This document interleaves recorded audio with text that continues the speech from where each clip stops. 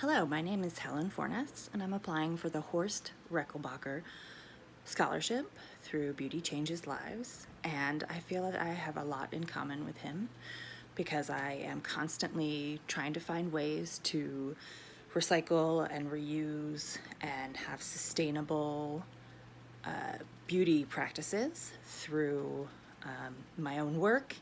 And when I'm in the salon, albeit student salon right now, but eventually when I start working in a real salon, I also hope to continue these practices by working at a green salon or a salon that would like to become green through the work of Green Circle salons. I have personally done a lot of hair highlights, and when I use highlight foils, I clean, and since they're used for bleach, they're already sanitized after used on a client, and I rinse them off thoroughly to make sure that all the lightener has come off. And when I'm using highlighter foils on mannequins, I use the old ones that I've already used so that I can reuse them again. And once I've reused them a couple times, I clean them off again and I put them in the recycling bin. I very highly respect and admire Horst's practices in creating new colors, new ways of administering hair products to clients.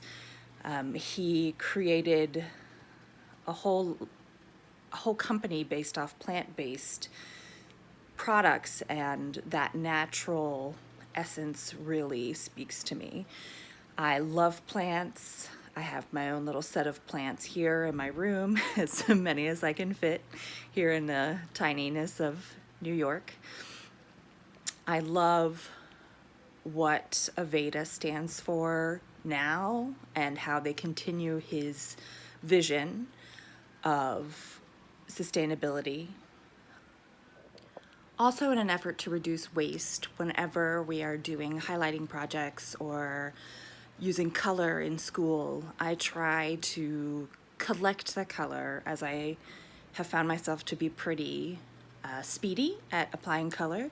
I collect color that's unused from other students and I experiment with it on my mannequins. So if somebody has leftover lightener, I will take it and use it on a mannequin to see how high they can be lifted. I love experimenting with color. It gives me the greatest joy. I did a color corrector, as you see on my photos of my good friend, and she had a fire flame type color situation, and I corrected that to basically a jet black by filling in her color, obviously with a red and orange pigment, and so that it was really a really intense black rather than a muddy black is what it would have been had I just put it directly on the very lightened hair. She was one of my first color corrections, and I hope to do many more. One of the things I have in common with Horst is that I'm very true to chemistry. I grew up with a mom that was a chemistry teacher. She actually just recently retired. And a father who grew up with a father who worked with inflammables and trying to make flame retardant clothing. So he was already chemically inclined. My mom's already chemically inclined. I'm very much into the chemistry of hair care as well. I very much believe in marketing products correctly so that they are understood and that we don't try and lie through advertising.